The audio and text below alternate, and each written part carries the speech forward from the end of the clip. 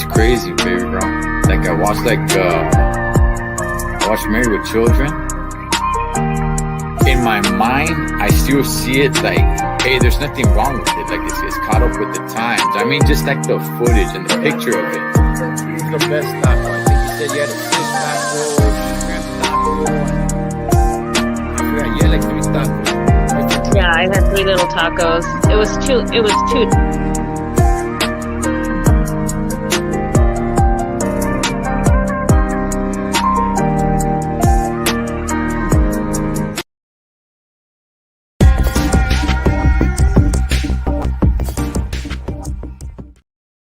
Oh, what's up, familia? Welcome inside the pedal. You guys are doing good. Keep it between the lines. Got your load secure. Now, this guy has got the stuff, the stuff that's addicting, which we're gonna get to the bottom of all that, homie, because you know what? I'm just addicted, but hey, I'll tell you guys this is definitely worth the feria. And this guy just seems to amaze me. And um seeing his channel, running into coming across his channel and just seeing the work that he does, and then having his kids on there and everything like that, I'm like, hey man, this guy seems like a pretty good dude, and this guy knows, like, he knows what he's doing, because I'm using his product on just about everything, Holmes. I don't know, I might use it in a bowl of cereal. So let's go ahead and bring in one Mr. What up, Drunken Chef. What up? What up? What's going on, homeboy? Not much, man. Chilling. Appreciate you for having me on here. Dog, I appreciate you jumping on, man. Gotta say what's up to UG, where you been at, big dog? G Lou, what's going on, homie? Nothing but love. Floyd, my man, man, he's old school right there. That's right. Daniel Ortiz, Andrew, shout outs to everybody, man. Vanessa. So Drunken Chef, man. By the way, I love the name, Holmes. I dig the name, homie. Drunken Chef, man. Chef, where'd you grow up at, homie? Where did you grow up where you reside at now? Where'd you grow up at? What was your upbringing like? No, I grew up in Orange County in Santa Ana. Yeah, I'm originally from California. I've been out here in Arizona for like 5 years now. Okay. So you grew up in OC. Yeah. Till about what age would you say? I was up there till I was over there till, man, probably my late 20s, maybe early 30s, something like that. Yeah, and then I moved up to Pico Rivera, where my mom was staying at for a little while. And then Okay. yeah, I kind of been all over, but my main grounds were like Santa Ana up until probably, like I said, late 20s, early 30s. Okay. And how was your upbringing? Mom, dad, siblings? Mom, dad, yeah, I got mom, dad still. I got myself, my brother, 2 sisters. Just I don't know, I want to say normal life, I guess. Go to school, get up, go to school. Had both parents in the home until I moved out when I was about 19, and then I had my own spot. I had my daughter on the way, so young age, I was pretty much doing my own thing. And when how you said you're just get up, go to school, do your thing, man, did you have a dream of any sort where you like, you know what, man, this is what I'm aiming for when I grow up, Holmes, when I get out of high school, this is what I want to do, this is what I want to be? Well, when I was younger, yeah, I kind of wanted to go to into being like an architect, kind of like into designing things, and I was into art and stuff like that. In high school, junior high and high school, but once I got out of high school and my daughter was on the way, I just opted out of that and went to work. So that kind of just fell off, I guess, so to speak. Yeah. No, hey, homie, I know exactly what you're talking about, dog. Pretty much the same thing here, dog. You know what I mean? Pretty much the same thing here. So when you said you went to work, what did you go do? I started working. Well, I first started at Nordstrom. I used to work at Nordstrom at South Coast Plaza. My uncle's girlfriend at the time was the boss there or something, so she hooked up with a job right around. Well, I was about 17, 18 at that time, and then from there I was into warehouse work and just unloading trucks and doing picking off the shelves, orders and stuff. From there, I went to building office cubicles. So I was kind of like more in the warehouse industry and stuff like that, trucks, Michaels, things like that. Okay, okay. Yeah, I know a little bit about that, man. I When I was in high school, I was doing warehouse work, and I even went and got my forklift license, man, so I could, be rolling around a forklift. But some people didn't require it. They're just like, hey, whatever's. And then when I started running into issues where like, you got your forklift license, and I'm like, no, but the other place, they let me no, no, I don't have it. I didn't want to put it out there that hey, the other spot let me drive the forklift with no issue. So yeah, no, man, I know exactly what you're talking about. And um there were so many things that I wanted to do in life. And yeah, sure enough, man, pregnancy came, and it's like, damn, that changed everything. Yeah, But I would say, looking back at it now, probably for the better, man. Were right. were you a troublemaker, man? Were you like, what kind of kid were you? Were you into the bad things? Were you into the good things? Were you somewhere in the middle? Nah, well, as a kid, I was just chill. I just rode bikes and played in the dirt and climbed trees and things like that. As time as I got older in junior high and stuff, when the graffiti and all that came, kind of got into that a little bit. Not too crazy. And high school came, and yeah, that was pretty much it. After I moved out and stuff, other things came along, other bad things, alcohol and some drug usage and stuff like that. But I wouldn't say to the extent of where I was doing like crazy stuff. You know what I mean? Okay. Okay. Now you said at the age of 19, you left your parents' house. Hmm. Where did you go? Did you go off on your own? Did you go off with your lady at the time? What happened? Yeah, I moved out with my kid's mom at the time, Uh-huh. and we got our own spot, which was actually just up the block. There was an apartment that was open up behind a house down the street, so we ended up getting a spot there. And I just went to work and came home and you know provided for the family. Supported the kids, supported my daughter and her, and that's pretty much it. Yeah, yeah. And how was that experience for you, man? And the reason why I asked that is because I remember I was pretty much in the same situation that you're talking about.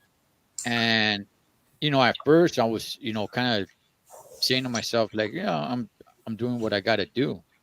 And then as time went on, I'm like, is this gonna be is this gonna be my life, man? Like, damn, I'm doing what I gotta do, but man, like, am I not gonna achieve anything else? Like I'm getting up, going to work to just a job that I'm not really into, but I'm doing it for the feria, which is cool. But at some point, man, it started hitting me a little bit like, man, I wanna do something. But how was it for you, man? For me, I mean, I was excited that when we found out my daughter was on the way and everything. So I did what I had to do, and I didn't really have after that. I didn't really have like goals or anything like that. It was just go to work, come home, chill with family, hang out with our friends or certain family members we had that were close to us, and that was pretty much it. We every now and then go to hit up a club or something, or go to someone's house and hang out. It wasn't more of a day to day thing. I didn't really have any set goals or anything like that. Okay, all right. So So you're just pretty much cool with the day to day kind of life. yeah. Okay, all right. When did you start picking up cooking or barbecue? I mean, as guys, I can't even really tell you when's the first time I, opened up a barbecue grill. I don't know. I just started barbecuing. But were you always into culinary arts, at least a little bit? Did you cook as a little kid in the kitchen? What happened here? So growing up, when I was still in the house, my mom's used to be in the kitchen all the time, and I used to go in the kitchen with her, and I would just watch her do her thing. And both my parents worked a lot, so I would be the one that actually would cook, certain foods for them because I was still learning at the time, beans, rice, just basic stuff, right? I didn't really know it was a passion at that time. I kind of didn't like doing it. Mom was like, make me a pot of beans. I'm like, damn, again, Okay. but little did I know later on I was going to use this stuff. But, when I got into barbecuing and stuff, it wasn't really till later. I mean, my parents even had a barbecue grill similar to what I have, only I didn't know anything about it. My uncle had a 5 gallon barrel, and he made a barbecue out of it, and that's what they used to use when we used to have kickback, or my parents used to have kickbacks at the house, and hang out little barbecues or whatever. That's what they used to use, a big 5 gallon barrel, open up the lid and just throw a bunch of asada or chicken or whatever. Like I said, later on, it wasn't until that I got into barbecuing on my own. Probably, I think right when I moved out of Orange County up to Pico, and I went up to move with my mom. Okay. Okay. So this was in your 20s then when you Yeah, started getting into barbecuing. When you moved out and you're with the mother of your daughter, were you doing any of the cooking? Was she doing most of the cooking? Were you guys switching off on cooking? she was doing most of the cooking at the time. Yeah, Okay. I was Okay. going to work, coming home, late hours, and she'd have the food ready. So yeah. Okay. All right. So fast forward, man, you moved to Pico Rivera with your mom. Um, Take us through that, dog. What was that experience like? You're moving back in with your mom after being, somewhat on your own. Um, what's the deal, dog? How's the feeling right there? Yeah, at that time, I was going through a lot of emotions just because that was when I separated with my baby's mom. So I'd say for a good 3 years or so, I don't know, I wasn't really focused on anything. I'd have a job, but some days I'd show up, some days I wouldn't. Did a lot of drinking. Was involved with a little bit of meth at the time, um, and yeah, I was just kind of not doing much. You know what I mean? I'd help my mom out with mowing the lawn, cleaning up the yard, or whatever. I was staying in the garage at the time, and then every now and then she would have barbecues, and that's when I started getting into grilling and cooking up. And she would buy my beer for me, and I told her, just buy me a 12 pack or buy me a case, and I'll cook it up for you. Like, don't trip. And that's kind of how I started getting more involved in grilling and barbecuing and foods and stuff. Yeah, yeah. You know what, man?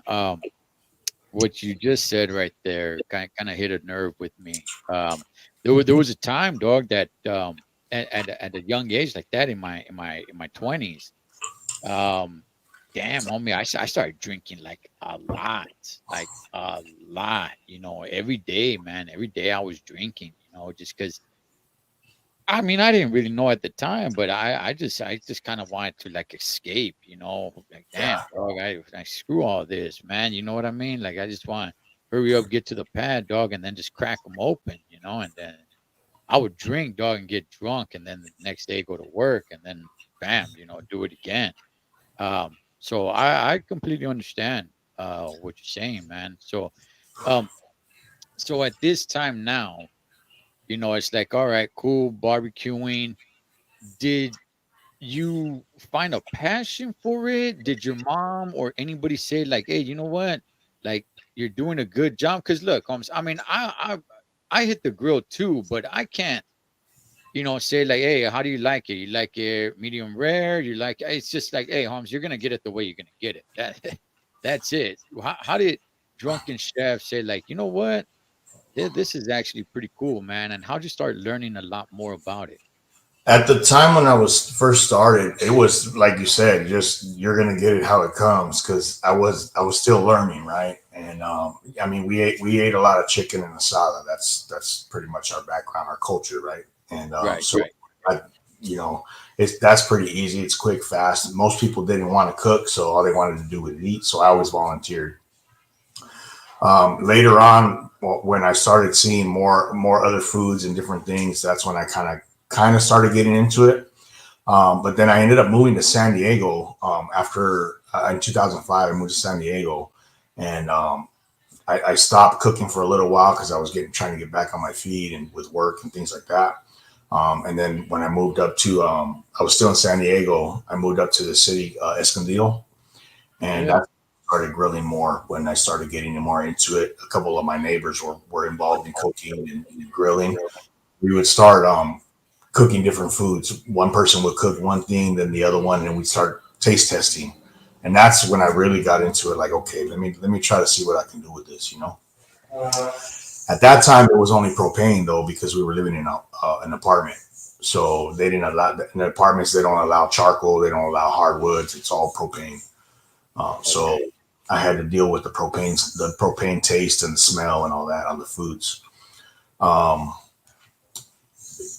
when I got to Arizona is when I really, really got into the cooking, the smoking, and the charcoal because I was able to get the charcoal flavors back because now I have a house. So I know I kind of jumped a little bit ahead, but No, it's all good, man. It's all good. For those that never heard of Escondido, it's the northern part of San Diego County.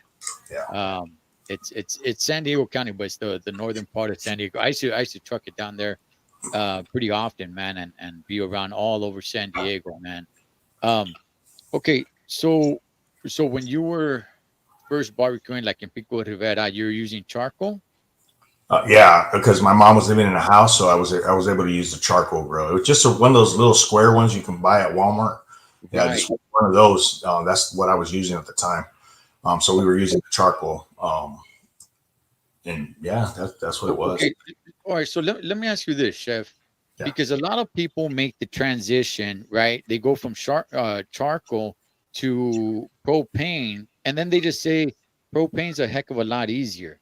How come that didn't hit you like that? It hits so many people like that, where it's just like, you deal with charcoal, a mystique, or whatever, and it becomes a hassle. You just propane, it's just there. Yeah, every so often you gotta go get it refilled, but why not stick with propane? Why did it hit you where it's like, nah, Charlie, dog, I gotta stick with the charcoal?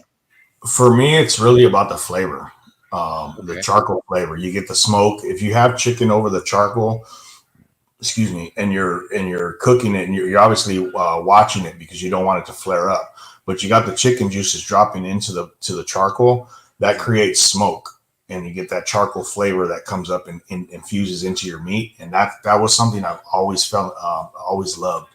So when we went to propane, you don't get that flavor, you don't get that taste. You sometimes, depending on the propane batch, I guess, you could taste the flavor of that propane, and that's something I just didn't like. Okay. Uh, Propane is convenient. It is easier because you can just kind of turn your burner on, put your meat there, and then let it cook or whatever. And it's some one of those things you don't have to wait for the charcoal to get ready. Like with charcoal, you got to wait 15, 20 minutes. With Right. with the propane, you just light it up and go. It's just convenient. Okay. All right. And I want to get to a lot of that stuff in just a second, homie. But let's talk about how you got to the Grand Canyon State. So after being at my mom's for a few years, I met my wife, and her and I were talking, and we were going through a lot of struggles.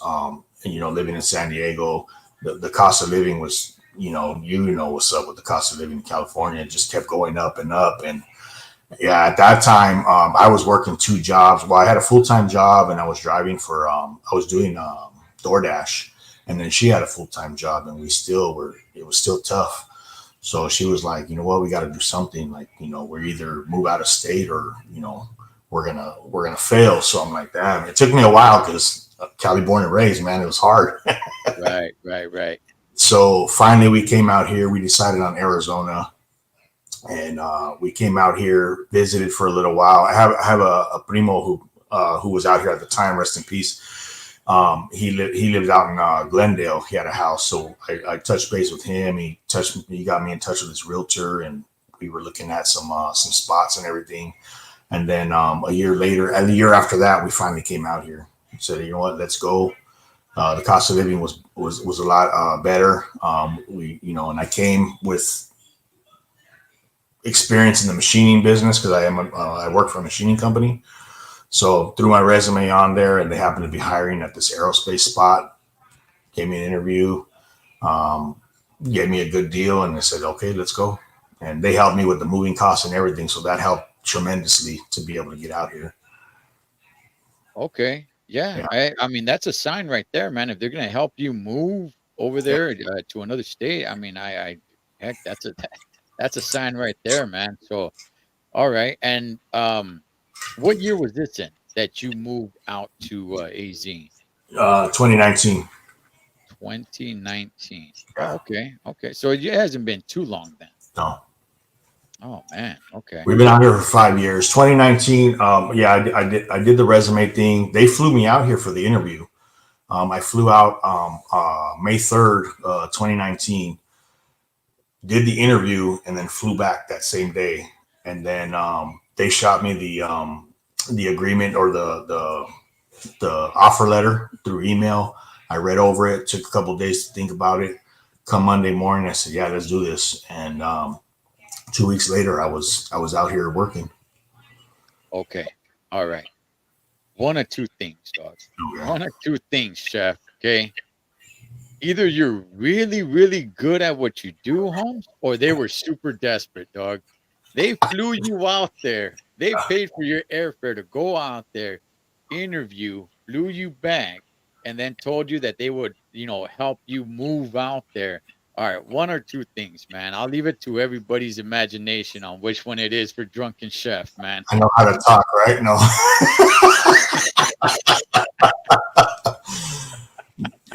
Yeah, I was doing. I mean, I was working in machining in San Diego for this one company. We're in the medical field making dental implant parts.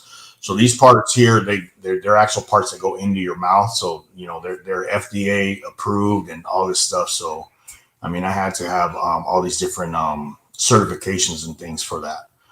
So it made it a lot easier to come out here. Okay. Okay.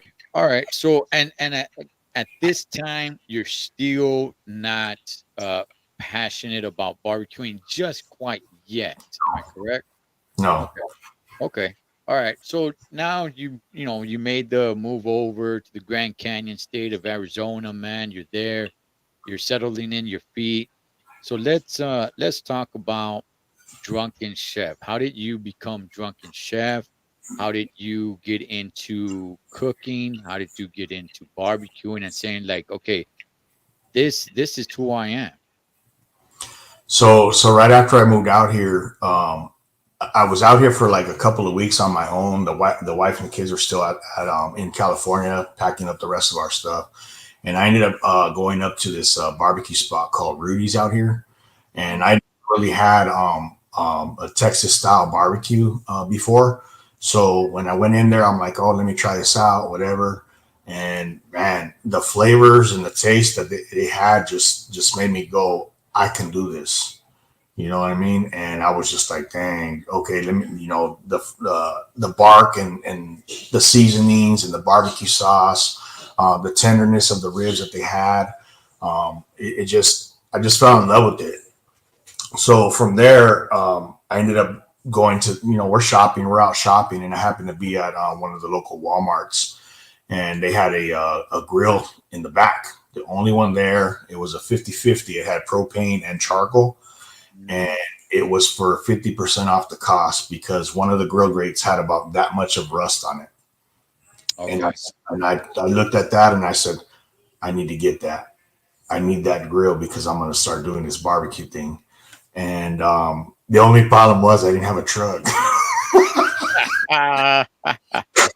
Hey, okay. You know what? I got 35% off a barbecue grill because there was a big dent on it. And that was the only one left. That was the only one left. And I said, like, hey, well, look at this big ass dent right here with a scratch, So 35% off. But see, I did have a truck. You're gonna be one of those guys that goes, picks up a refrigerator in a Honda Civic, chef. Don't be that guy, hon. Don't be that guy. To the roof. No, I'm going to tell you, that was me. No, not with the grill. Luckily, one of my neighbors from San Diego was in town that weekend. So I called him up and I said, hey, do me a favor. I says, I got this grill, this great deal, whatever. Can you come by and help me out? And he's like, yeah. He came down 15 minutes later, helped me out, brought it to the house. And that's when it all began. What is this a little grill? Is this a big grill? I'm assuming it's a big grill. It's a big grill. It has three burners for the propane side, and then so it's about I want to say it's about 2 feet wide each side, and then you have I forget how many square feet it is, but I can fit 4 racks of ribs on each side of that. And then what I ended up doing was I bought the box, the smoker box that goes attached to the side, and that's where you put all your wood and stuff. So it's a big one. It's my first grill that I still have, and I probably have till I die because that's what kicked off the whole thing. And does it have a little stove top or no? Yes, yeah, it Okay. has a side burner on the left side. Yeah, Okay. All right. Man, I've seen those, man. Those suckers are badass, dog. I just I don't think I barbecue enough, man. So you bought this thing, and what were you thinking? You're thinking I'm barbecuing every weekend, I'm barbecuing every other weekend. Are you thinking of maybe selling some food? What's in your mind? Why are you making this big ass purchase? Because these suckers aren't cheap, Holmes. at the time it was just trying just cooking every day. I was like a kid in a candy store. I was at the freaking meat market every day almost. I'd stop at the store and I'd find something for the weekend. So it was every weekend I was mainly cooking. And just trying to get familiar with it. I already knew how to use the propane side, so I wanted to like kind of perfect the charcoal side, and get just buy different meats. And like I said, when I went to that barbecue spot, ribs was one of my things that I've always done. Even with the propane back in California, I would do ribs on the propane, but they never came out the same. Like my ribs would always come out different every time I cooked them. The heat was either too hot, it was too low. I didn't cook it long enough, whatever the case may be, right? So over here, when I got here, I started thinking like, I'm gonna perfect my ribs. I'm gonna perfect certain foods, and then little by little, as things went on, I would start giving samples to people at work, and then they would be like, "Man, this is good. This is good." So that's kind of when the selling came into play, and Okay. trying to perfect it enough to where I could possibly sell. Okay. Hey, quick question. That spot, Rudy's, is it still around?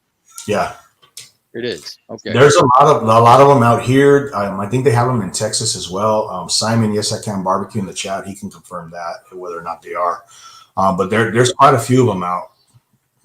Okay. Okay. Yeah, I don't think I've ever seen one unless now I don't know if I'm confusing it with rubies. I've seen rubies. I don't know if I've seen rudies when I go out of state. But all right, man. So chef, now you're doing this thing. It's starting to kick off a little bit more. Um Are you finding a love and a passion where you're like, okay, I want to start perfecting things. I want to start learning how to cook things right. Just like we talked about a little earlier, like if you're gonna grill a burger, I could grill a burger, but I can't, hey, medium rare or just a little pink in the middle. Just like, hey, dog, you're gonna get it. It's the way you're gonna get it. Were you starting to perfect your craft in barbecuing and was your family cool with you? I mean, this is money, man. Buying a rack of ribs with this big ass barbecue grill, all this is feria, dog. My wife's always been supportive of me doing this. It is a lot of money. I have invested a lot in the grills that I have, and even in the business and everything that we've done. And she's always been supportive. Whenever we've done cooks and stuff, she's there, helping me out with certain things that she'll help me out with. Perfecting it, trying to use the wood was, it took me a little while because the box is only so big, and you can't have like big old chunk pieces of wood in your thing because you're just gonna overcook everything. So it did take me about a year or so before I actually felt comfortable with where my ribs were at. You know what I mean? And other foods and stuff. I have these thermometers and these probes and things that I used, so that I wouldn't, overcook stuff. Get it to a certain temperature, then pull it off and do all that. Started doing a lot of research through YouTube and different readings and stuff on Google. Started watching all these different channels and things like that. Okay. All right, man. And man, you just started falling in love with this, started having a passion for it, huh? Yeah. Okay.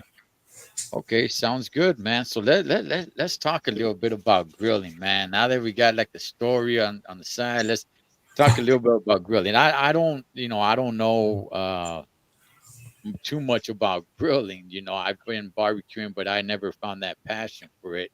So, um, like you said, you told me the difference of the propane, the charcoal.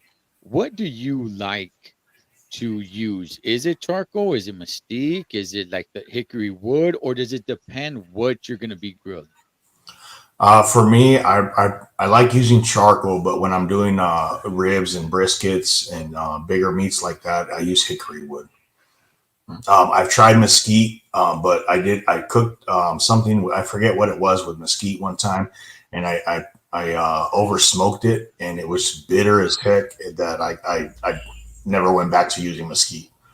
Mesquite's a big wood that's used out here in Arizona. If you go to a lot of the barbecue spots out here, that's what their main focus is the mesquite. Is Personally, I don't care for it. Yeah.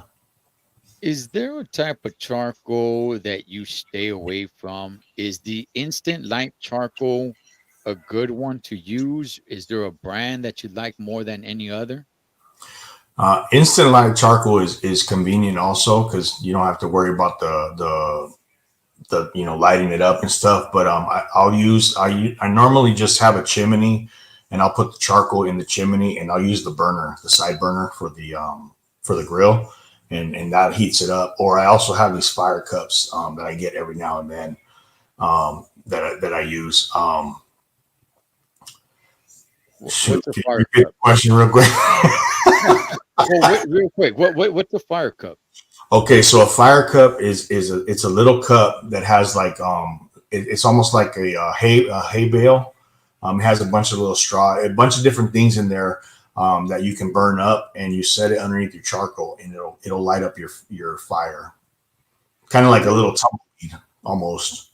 okay, And I okay. get those from a guy out in California, Anthony from Tiger McCool Barbecue Company.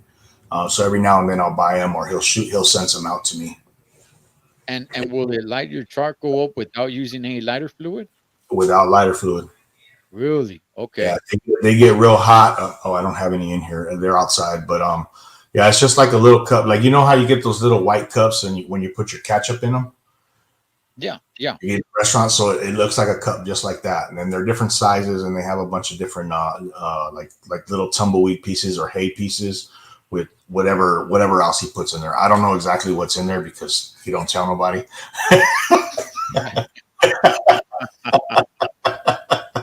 Okay. All right. Yeah, he's but got to but get. they, but they work. They do work. They get very hot, and the flame. I mean, here's the top of the fire cup, and your flame can get up to this point, and it stays on for a good 15 minutes. So, and it Okay. burns up the charcoal, heats it up, and gets you going.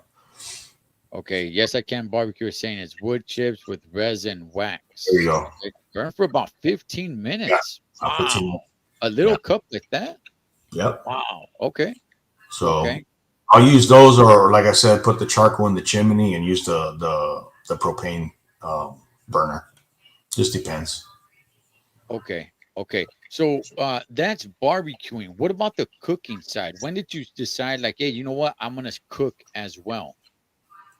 You mean like in the kitchen and stuff? Yeah. Well, with that part of it, it was mainly for the content for the channel because how many times can you show someone how to cook ribs? You know what I'm saying? Like, you Okay. buy a rack of ribs, you're like, okay, we're gonna put it in here, we're gonna smoke it for 2 hours, then we're gonna wrap it, then we're gonna take it back out, put some barbecue sauce on it, show the rib, like, it's kind of the same thing, repetitive, right? Yeah. So we try to do different meats and different things, but at some point you kind of get burned out on it. So we started kind of veering into the kitchen. The other thing was doing collabs with other channels. Some of them don't barbecue, they don't grill, they only do cooks in the kitchen. So it kind of helped me to expand a little bit more and get into doing that. Okay. Okay. All right. Yeah, because I've seen you make a couple of things, man, and you're in there in the kitchen, using the knives and everything and making some damn. good stuff, man. At least that's what it looks like, through the screen. So I'm like, damn, this guy knows his way around the grill and the kitchen. All right. No, You want to see the fire cup? Sorry to interrupt you. yeah, no, go for it. Let's see if it comes up. Oh yeah, yeah, yeah. I see it right there. Okay. Yeah, Wow, I'd that's the never heard fire. of that. Yeah. Damn, and the fact that they burn for over 10 minutes is pretty amazing. Yeah. Damn.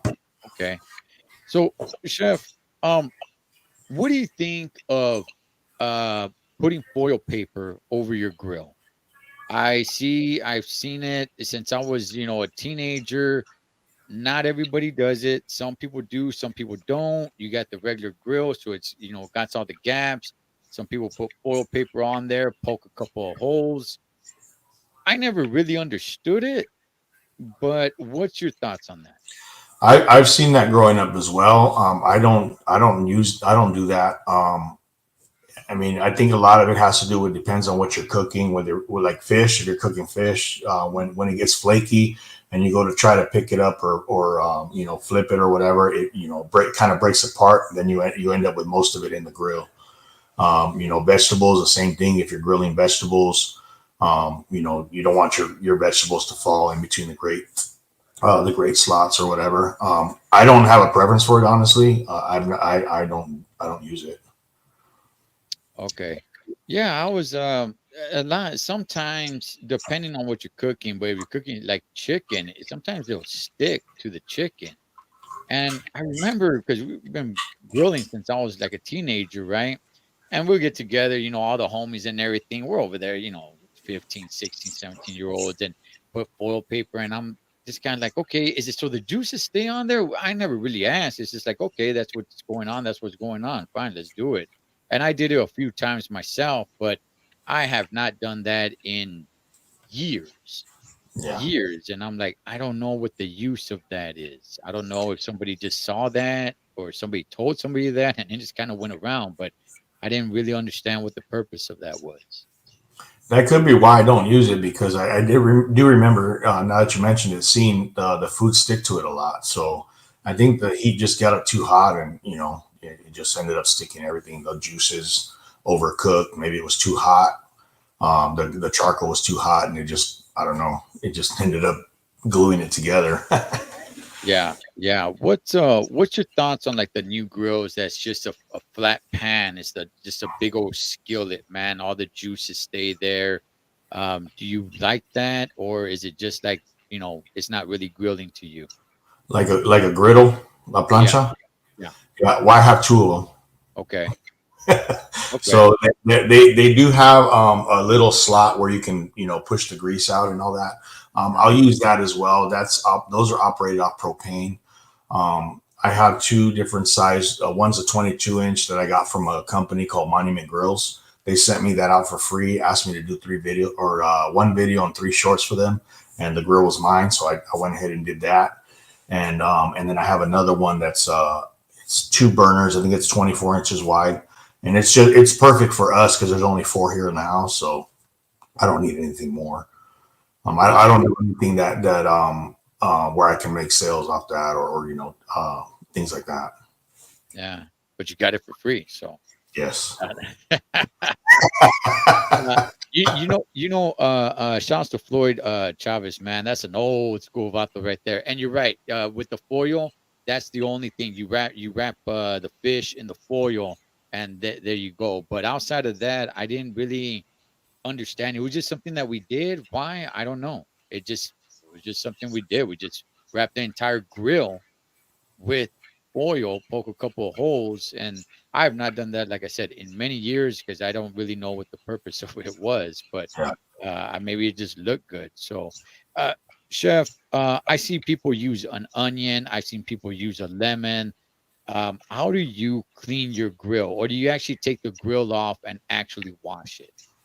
No, I don't take them off and wash it. I have all these brushes that I'll use, Mm. and usually what I'll do at the end of the day, if I'm doing a big cook, at the end of the day, I don't clean it. Honestly, I'm so tired. It's usually right before the next cook, and what I'll do is I'll take the grill grates and I'll put them over the propane side, and I'll heat it all up, and then I'll take a big brush and scrape it all off, flip it over, scrape it all off so that all that stuff comes off and gets clean. Okay. All right. What's your thoughts on just turning on the grill? It gets hot. You cut half an onion and just stroke it down. That's an old school way. No, I don't. I mean, I'm cool with that too. You know what I mean? I'll do that. You know, I think I've done it maybe once or twice since I've been here, but mainly with the size grills that I have, with a half an onion, it's going to take me all day. Now you're gonna have to buy a whole batch of onions. Oh man, you're gonna be crying just cutting those suckers up. Hey, so marination. I've talked to you about marination before. I've gone to different spots. I've actually marinated myself as well. My beautiful crazy local wife was actually impressed with my marination. Honestly, man, I just came up with random stuff. You know what I mean? I was just like, okay, look, I got chicken right here. There's no marination. I can't remember everything I put in it, but I do remember I got fresh lemons, squeezed it, and threw the lemons in there. Same thing with oranges. Squeeze orange, threw it in there. I think this is before I got some of the Drunken Chef product, which we'll get to in a second. I think I got some Laurie's, seasoning it up, and I think I threw a pisto in there, like one beer, right? And I let it sit overnight. And they were impressed, man. They're just like, you marinated it, and I'm over there kind of feeling myself, like, yeah, yeah, I did, and they liked it. But chef, what's your thoughts on marination? I've gone to certain carnicerias. Some have the pepper jack marination, which is okay. Sometimes it's a little bit too much peppery. There's the citrus, and I'm like, that's not really my favorite too much, even though I just talked about marinating the chicken with citrus. But how do you like that? I've even heard saying delight. I've asked you this before. People were actually using just orange juice instead of fresh oranges. What's your thoughts on marination, man? I'm cool with marinating. I don't do it that often. I actually did a video with marinade because Paul from LA Times asked me, hit me up one day and was like, "Hey, you got a marinade that we can do for asada?" So I put out a video for him, and that one actually had most of what you had in there. It had the oranges, the lemon or lime, cilantro, onion. I don't remember if I put beer in it or not, but we did garlic also. Threw some garlic in there and marinated overnight. And the citrus helps break down a lot of the stuff that makes your meat tough when you cook it. So that's what the citrus does. Some people have used orange juice, like you had mentioned, we talked about before. It's really the citrus that helps break everything down. So I mean, I'm cool with it. Oh, so there's a purpose for the citrus. It's not just for taste. No, well, it's for taste as well, but the citrus helps break down a lot of stuff. It's like if you make ceviche, the citrus, the lime, and all that actually it will kind of cook the shrimp. Well, depending on what you're using, whether it's shrimp or fish or whatever, Mhm. you can put fish in a bowl and squeeze some lemon in there, let it sit for a couple of hours, and then you can eat it. Oh, okay. Good to Yeah. know. Good to know, man. Um, I used to, while the meat or the chicken, while it was on the grill, I used to see everybody, and I did it myself. And then somebody told me, stop doing that. And that is while it's on the grill cooking, you're tossing back a nice cold one out there, grilling it up. And I said, you know what? Throw a little pisto on top of it, and of the chicken or the meat, whatever it may be. Yeah, throw a little pisto on it. And then somebody, I remember it was an old man, dog. May God bless his soul. He's no longer with us. He's on. Hey, stop doing that. You're washing off the marinade. It just looks treatment to do it. That's why everybody does it. Ever since then, I don't even know if I believed them or not. But ever since then, I've never ever done that before. I've never done that since then, home. So this is years, but I've never. I mean, I'll still toss a cold one back while I'm grilling, homie, but I will never ever pour it on while it's on the grill. Is there any truth to that, Drunken Chef? Because it does kind of make sense when I'm like, well, yeah, aren't you just kind of washing off the marination? Is there Yeah, any truth to that? I mean, that's pretty much what you're doing if you're pouring over the meat. But what I've seen people do with when they've dumped the beer is mainly to put out the flare up from the chicken or from any type of meat. Because when you're flare when the fire flares up, you're just cooking the outside a lot faster than the inside, Mm. and so you don't want that to happen. So I've seen people toss the beer in to put the fire out. So that kind of thing. It's usually because they don't have a spray bottle next to them or whatever. So as far as pouring it on the chicken, that's kind of true. That's pretty much true. You're gonna wash off the rub or any seasoning, any marinade, anything like that you have on top of that. Okay, all right. So just use it to bring the flames down. Yeah, that's what I've seen. That, Yeah, that- hey, dog. Hey, those flames get pretty hectic, man. Especially when the juices start dropping and those flames start going up. It can get a little dangerous out there, man. Grilling it up, man. So shouts to all the grill warriors out there, man. I've had a few grease fires. Let me tell you. Hey, chef, before we get into your rubs, man, tell us a little story about probably the worst grease fire you've had or the worst incident that you've had grilling it up, man. Okay, so well, I've got a couple, but we're gonna go with this one. So when I first moved out to San Diego, I was I did actually have a grill in San Diego. I had one of them small little Webers, and I lived on the second floor, and I made this little shelf out of like some plywood, and it hung over the balcony. I cut a little hole, and I put the grill inside there, and that's how I used to cook, little asadas or whatever. Well, one day I didn't never noticed it before, but one day the wood ended up catching fire. The wood started smoking, and we caught some flames. And my wife was there, and I told her, "Hey, go get me a glass of water." And yeah, I had to put it all out.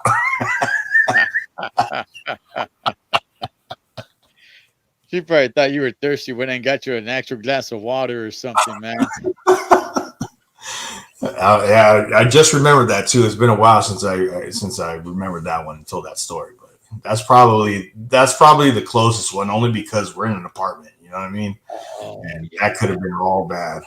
Oh, dog, that would have been all bad, honestly. Yeah. So ever since then, I've never poured beer while I'm grilling, but I've used beer for marination. Yeah. So if I'm gonna leave it overnight, I'll definitely pour beer in there. But while I'm actually grilling, I've never ever since then I stopped. Chef, let's talk about your rubs, brother. How did you come up with this? For the most part, I've heard everybody use the most famous one, which is what Laurie's, I think it is. Um, but Big Dog, you've got the stuff, homie. What made you come up with this? I know you're not gonna tell us your ingredients, which is cool, man. But what gave you the idea and the different flavors that you got? Because I am a customer, man. I am a consumer. I got the stuff right here. But Solo tell us truckers are about the idea. a customer at that. We got them on the reoccurring shipments there. Yeah, yeah.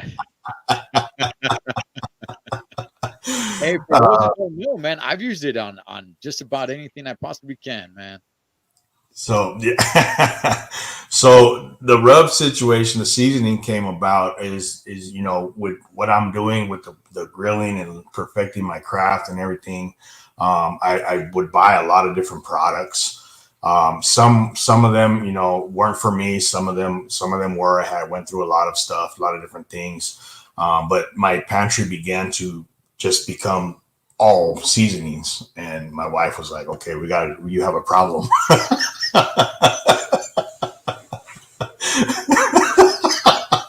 And so it was like, okay, well, let's get rid of some of the ones that we're not really using too much, and we'll keep the ones that I am using.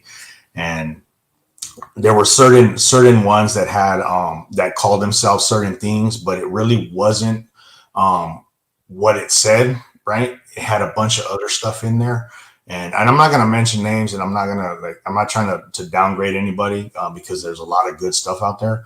But I just feel like if you're gonna call it something, then that's what should be in the bottle. You know what I mean? Okay. And so with our stuff, so that's when I decided to come up with something that that we would use. And I can tell you what's in it. I just can't tell you other things, but so we went ahead and made like our original one was the SPG, which is salt, pepper, and garlic. Yeah. He's getting his notes right now. Oh. I So just that's yeah, I just got it. What was it, yesterday or the day before, or something like that? So yeah, yeah. so This that's is, I salt, don't pepper, know. I'm on garlic. bottle. I forgot how many. I lost count. What's up? I said I don't know how many bottles this is of SPGs that I've ordered. I lost count, but I'm glad you went to the big bottles, man, because they used to be just all smaller that I used Yeah. to get. So, but okay, so you started with the SPG. Yeah. So we started with the SPG, and it was trying to figure out the balance, the ratio, or whatever, because you don't want to have too much of one thing and less of another. So we would sit down, and my wife and I would sit down and go and pour, make a batch, and then make some foods and try it on the foods, and we taste test and taste test. I think that one took us about 4 or 5 months, maybe, before I was happy with it. And I'd sit down at the table with the food, with eggs, hard-boiled eggs, scrambled eggs, over easy eggs. That was like our main food that we would use to try it out. Eggs. You Yeah, will use it on eggs to yeah, see if you like the taste. yeah. That was to start with, and then we moved up to doing it onto steaks and meats and things like that because we wanted something that was going to be you were able to use on whatever. You know what I mean? Not just one item. There's Right. a lot of stuff. There's a lot of stuff out there that where if you buy one bottle, you can only use it on chicken, or you can only use it on uh, pork or whatever. So we kind of wanted something that was going to be all around, kind of like the Lowry's. Lowry's is something that you can put on pretty much anything, right? So, I don't know. no? Nah, not like drunken chef stuff. No. Well, Why, this is true. Tell them about your paleta. oh yeah, yeah, yeah, yeah. Before I do that, let me ask you, why'd you choose eggs? Just because it was simple? Why'd you Simple. choose eggs as the guinea pig to test? Yeah, it was just something simple. Even though the price of eggs were through the roof, we were still doing it. Okay. All right, all right, all right. Yeah, so man, I use this stuff on definitely barbecue, all the meats, all the chickens, all that stuff, right? I use it in soups.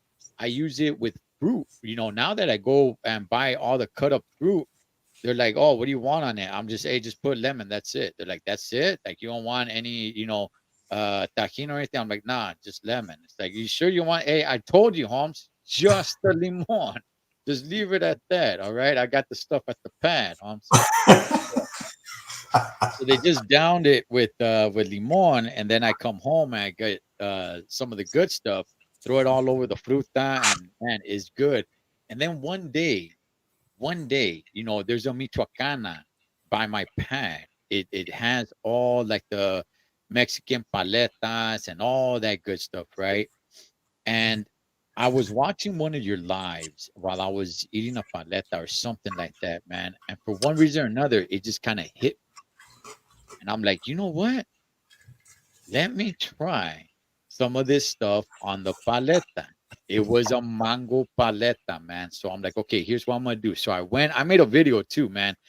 And my favorite one is the jalapeno, which I want to ask you a lot about. So I went ahead, got the paleta, put it under the faucet just real quick, just so it could stick onto it. So I went ahead, put it on there, and then I put it back in the freezer, let it sit overnight so it could really stick on there. The next day, bam, it was Bombay, and I've done that a few times now, man. So, drunken chef seasoning paletas, man. So let's uh let's get to some of the other flavors. So you did the SPG. Did you know when you're doing the SPG, when you got that down right, did you know you're gonna continue and start flirting around with other recipes as well? Or were you like, no, I'm cool with SPG, and then it came to you later, like, let me try to do a couple of spicy ones? Yeah, we didn't really know we were going to do the extra ones. We just kind of ran with the SPG for a while. But we eat a lot of jalapenos in the house. We do a lot of jalapeno poppers, jalapeno chicken bombs we do, where you have a jalapeno with cream cheese wrapped in chicken, wrapped in bacon. And so that with all the jalapenos we were using or eating, the wife and I was like, well, damn, we should make a jalapeno one. So we went out, bought a couple pounds of jalapenos, dehydrated them, ground them up, and started playing with the ratios on that one. And that's how that one came about. That was probably, I want to say, maybe 4 or 5 months later, from after the SPG dropped. Yeah. And Okay. so that's the one you have now there. That's the final product, the final ratio. And this is my favorite one, the jalapeno one. This one is Bombay. That's the one I use in just about everything. Now, that's not the hottest one you got, but that's as far as I will go, homie. All right. I know my place, big dog. But there's other people here that want to even spice it up even more. And I'm like, orale, all right, go for it. So here I have what is this? The ghostly shadow. That's the last. No, that's not the last one we came up with. You No, have you have here we habanero. okay, the habanero, we're out of that one. But I told my beautiful crazy local wife, I don't need that one. I'm good with the jalapeno one. The habanero is a little bit too spicy. And we still have some of these that they use it, but they don't use it as often as I use the jalapeno one. You got the ghostly shadow, and here is Devil Dog's Dust. Yeah. So talk to us, man, on how you decided, hey, you know what? Let's just go spicy. Let's get crazy with this, man. Let's see who we could get hooked.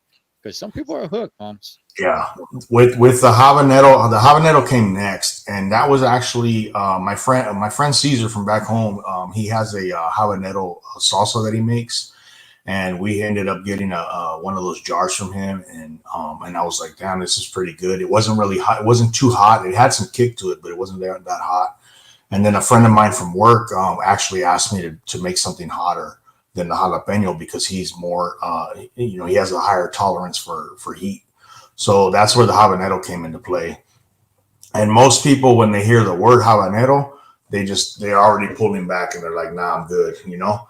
But I was like, you know what, let's do it. So we went and bought about a pound of a habanero, dehydrated them, and started playing around with the ratio on that.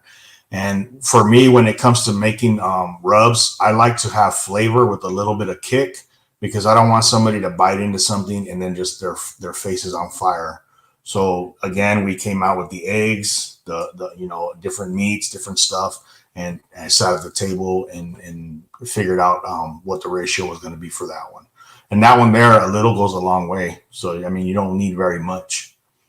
Right, right. No, it does. A little does go a long way, homie. I'll definitely vouch for that. I left that out. My beautiful crazy local wife, she made some French fries and threw that sucker on there, and I'm like, why did you put that on there? She's all like, oh, wasn't it the jalapeno? I'm like, no, woman, it was not the jalapeno that you put on there. Here you enjoy the fries. But so with all these other ones, dog. That I have tasted, and I just know it's not for me. But for those guys that like it or Hainas, man, that like it very spicy, talk to us about some of these other ones, like the Devil Dog, the Ghostly Shadow. You made one especially for Halloween. I think it was this one, wasn't it? Or Ghosties for Halloween. So after the habanero, we came up with summer heat, and that one is a mixture of the jalapeno and the habanero together with the salt, pepper, and garlic. And that one was just to see what it tasted like. And we kind of played around with the ratio. And I mean, you can on any of our rubs, you can use it on cold foods or hot foods.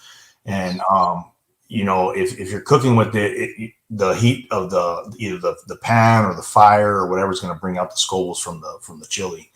But we came up with the summer heat, and that one actually is my favorite right now. Is the summer heat, and that's the jalapeno with the habanero together. And then from there, we came out with the Ghostly Shadow. We were doing a lot of spicy challenges, spicy noodles, and my wife was kind of experimenting with different salsas and different chiles. And she would make all these different levels of heat, and she'd be like, "Hey, let's do a live with this." And I'm like, I'm looking at her like, "Man, my stomach is not gonna feel good."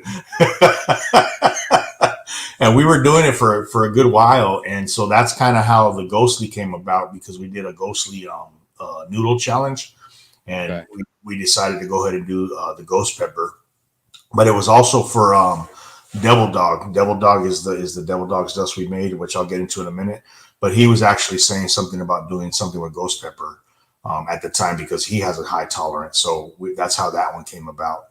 And then with the devil dog's dust, it was really about giving him a little bit of a tribute, because he's one that started doing YouTube, and he helps a lot of people in YouTube, with watch hours and subscribers, and any technical stuff that's involved with StreamYard.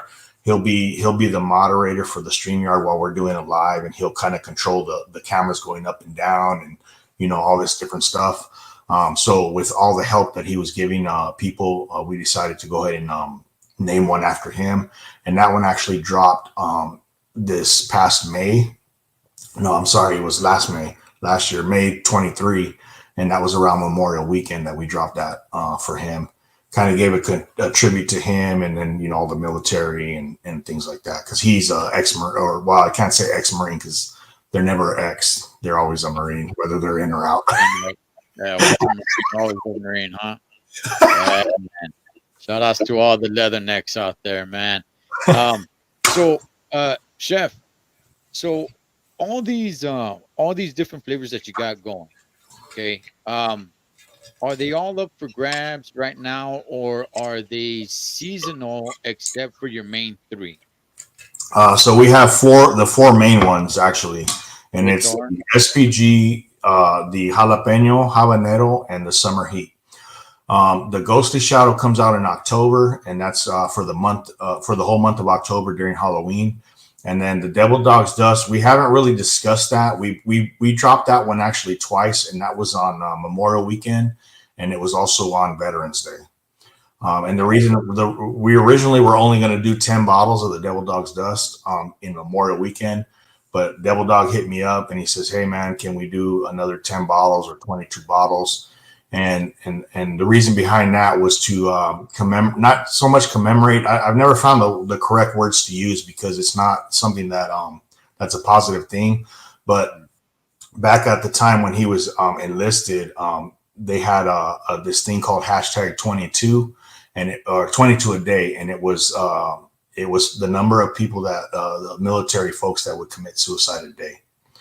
Damn. So yeah, hashtag 22 a day. So after talking to him, I said, you know what? Let me figure out what I can do. Because the chili that we use on that one is chiltepin. I say chiltepin. It's that little red round chili. Have you ever heard of it?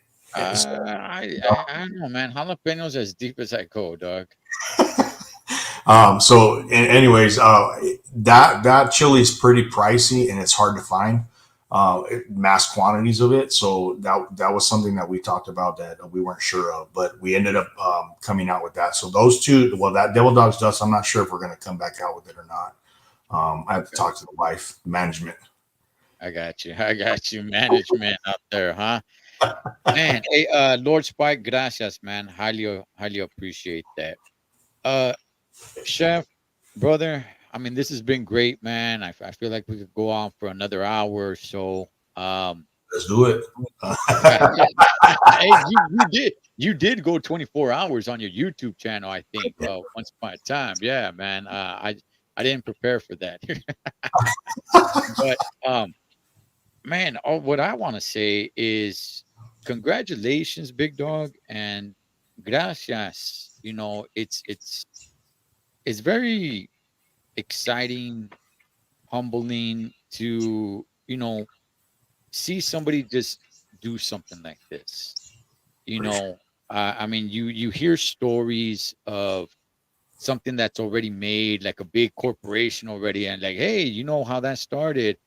Well, this person back in 1957 just started really small, and it's like, and now it's like a huge corporation. Like you never got to see the story, but man, I'm seeing you do something great here, and we're big fans of your rub, brother, and we use it on everything. Man, I'm telling you, we're gonna start using it on bowls of cereal next. So If you do, put a video out. Let me see it. I'll make that video, man. I'll make that video. But so I will leave the link to Drunken Chef's channel pinned in the comment section. Chef, where could they go to order this stuff, man? So you can go to drunkenchefrubs.com if you're out of Arizona. If you're in Arizona, close to the Mesa area, send me an email and we can work. We can go with the local pricing because the pricing that's on the website now includes the shipping charges. So we don't have it set up to where you have the taxes and the shipping added. It's all included in there. It's going to change soon because we just got our LLC, so we have to abide by all the different laws and regulations. So you can go to drunkenchefrubs.com.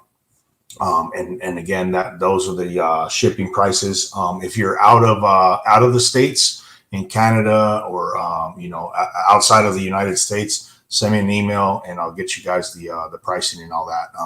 Because we do actually have rubs in Canada, Australia. We just sent some out to the UK and to Trinidad. So we're getting there. We're getting there, man. That's right.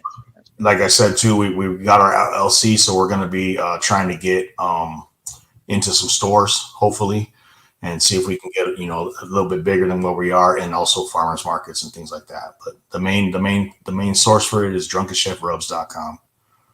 Okay, that's your email. No, that's the okay. What is your email? Oh, the email is drunkenchefbarbecue@gmail.com. If you guys go to my about page on the YouTube channel, everything is listed in there, all the different social media. Oh, you can reach me on IG also, IG, Facebook.